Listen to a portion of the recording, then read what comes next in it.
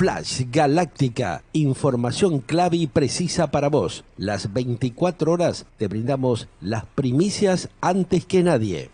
Bueno, a ver cómo está la City porteña, el ámbito financiero, económico del país en un día con una leve baja otra vez. El dólar libre está a 7.25 justamente en el día de la fecha, mientras que el contado con liqui en 7.47 con 20 centavos. El dólar turista 658 con 35 centavos.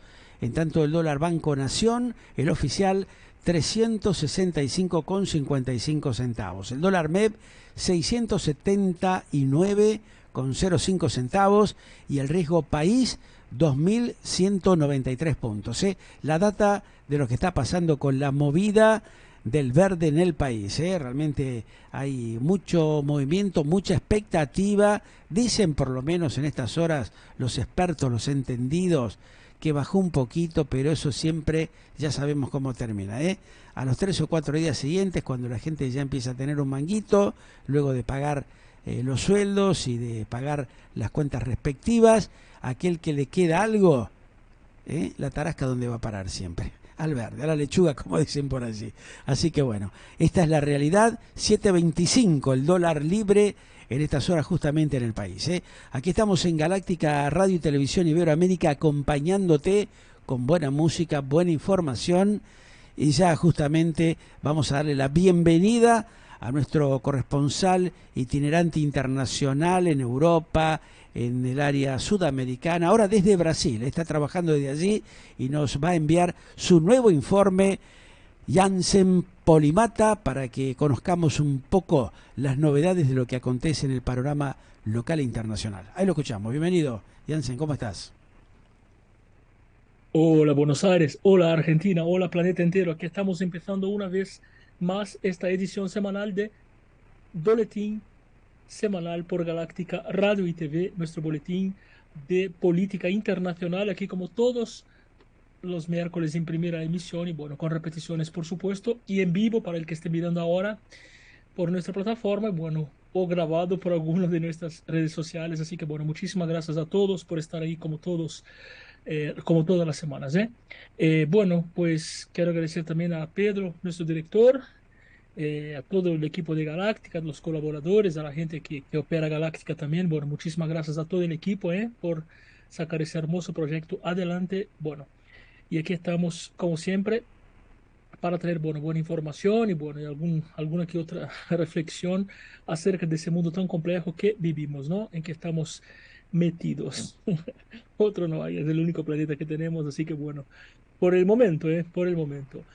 Bueno, eh, y en ese momento de mundo que va cambiando, que se va reconfigurando, bueno, hemos ahí tenido las noticias de esta semana de que, bueno, que eventualmente, todo eventualmente, ¿no? Porque todo entre comillas aquí, ¿eh? Porque no sabemos lo que es propaganda, ¿no? Esos países que son muy cerrados, pero eventualmente, bueno, Putin, el líder ruso, habría tenido una visita eh, con el líder de Corea del Norte. Bueno, entonces vamos a intentar comprender un poco qué significa una alianza entre Rusia y Corea del Norte, ¿no? ¿Qué podría significar eso? Si es peligroso, si es bueno, si es malo, si hay que tener que preocuparse, si no hay que preocuparse. Así que bueno. Bueno, primeramente vamos a contextualizar Corea. Nunca hemos hablado de Corea del Norte aquí.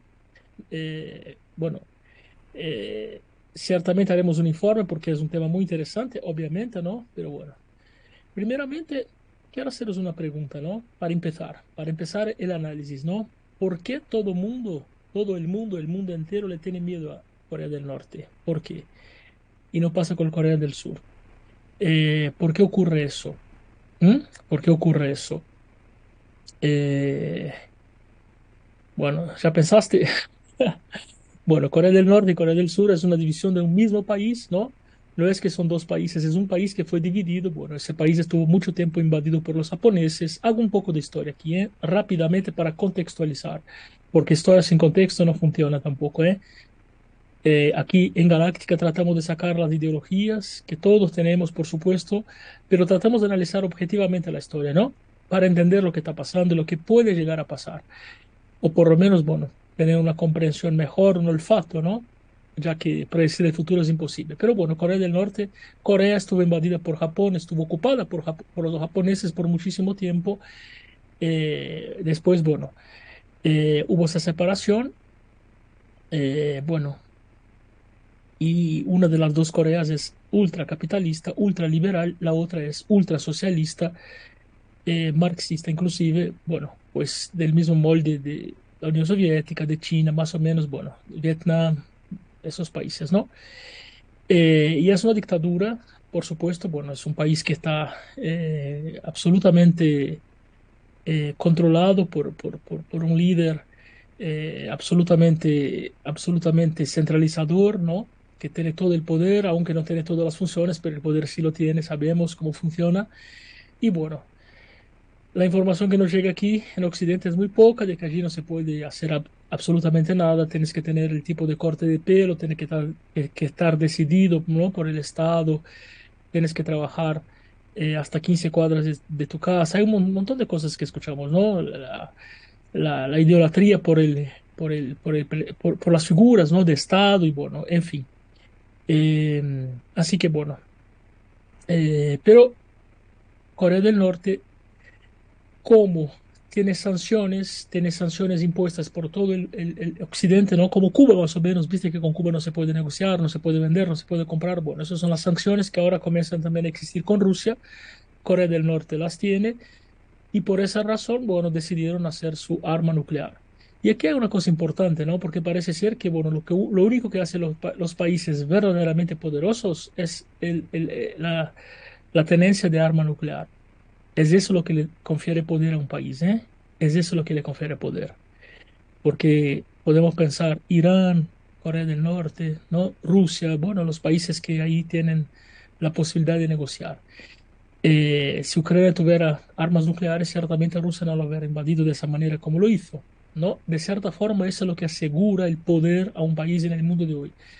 Se hizo una corrida hacia el desarmamento en los últimos años y eso no funciona, no funcionó y no creo que vaya a funcionar. Es muy obvio que no va a funcionar porque, bueno, después de esa guerra de Ucrania quedó claro que, bueno, que los países se van a seguir armando y la OTAN está más fortalecida, los países quieren armarse, así que el desarmamento nuclear no va a funcionar, no va a suceder. Eso fue otra mentira que nos contaron, ¿verdad?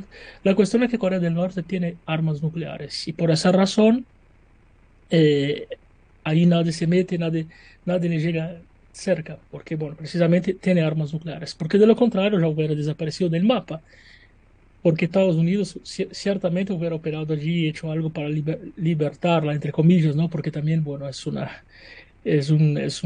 estado soberano, ¿no? Por decirlo de alguna manera. Entonces también, bueno, no significa que Occidente haga las cosas bien, ¿eh? Ojo, ojo, no son dos pesos y dos medidas diferentes, ¿eh?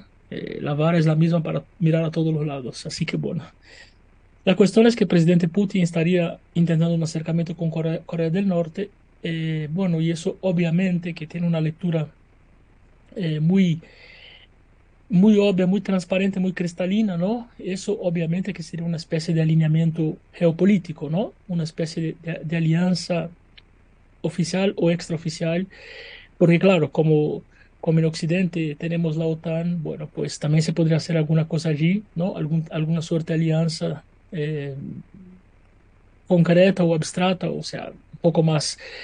Pero la cuestión es que, bueno, que China también tiene intereses allí, en Taiwán. Entonces, bueno, supuestamente podría intentar Rusia hacer un alineamiento bélico, estratégico, político estratégico con Corea del Norte y China, ¿no?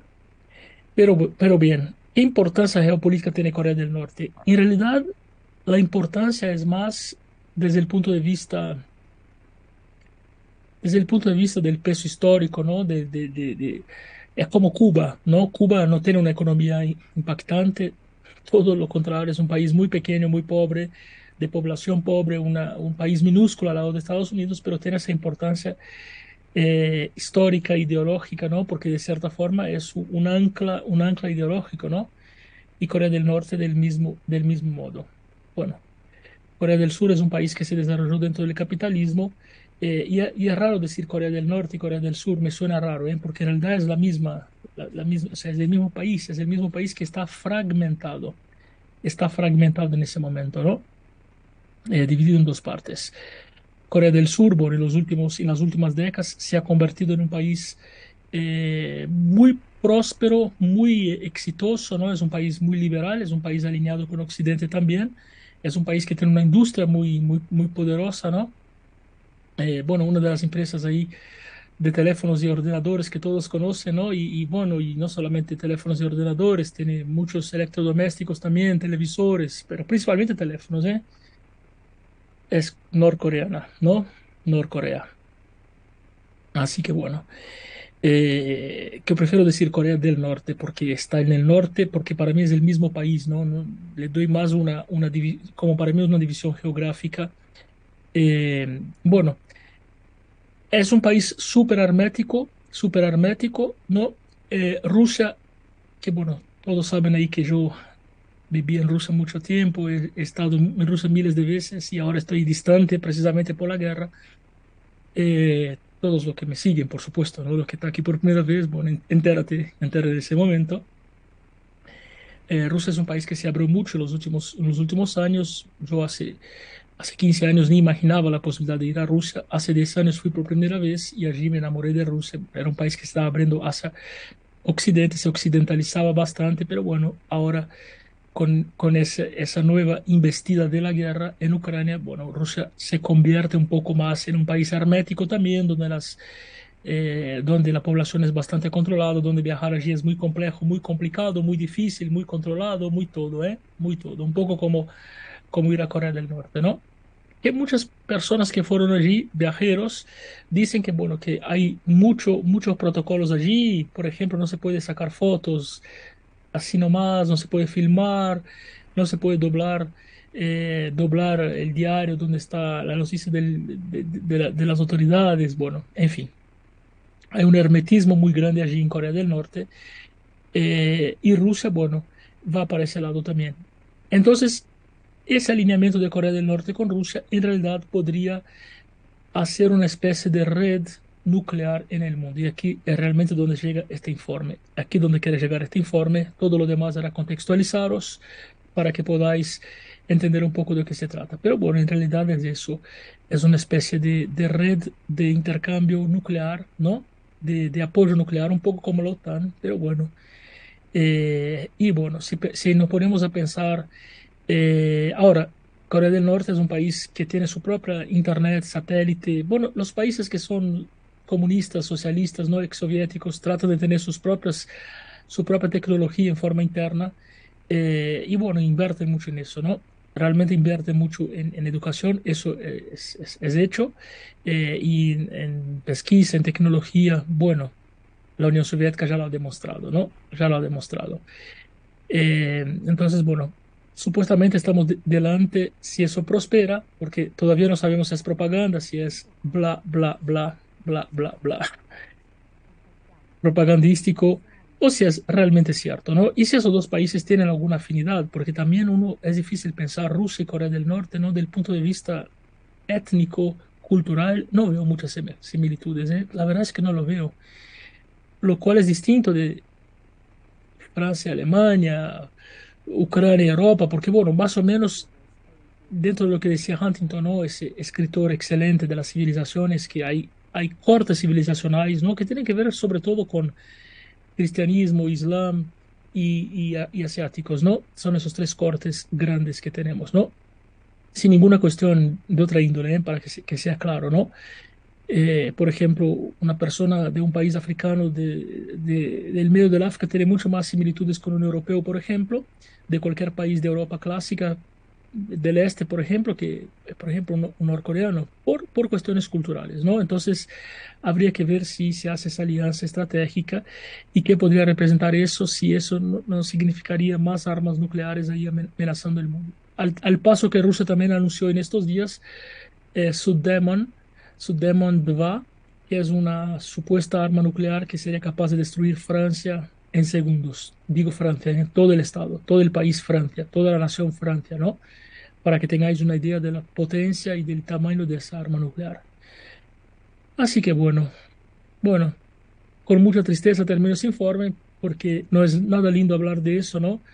Aquí, bueno, venimos noticiando hace años que, bueno, que había un intento de desarmamento nuclear y por lo visto, si esa alianza llega a prosperar, bueno, eso podría realmente disparar una nueva corrida nuclear mucho más potente que la anterior.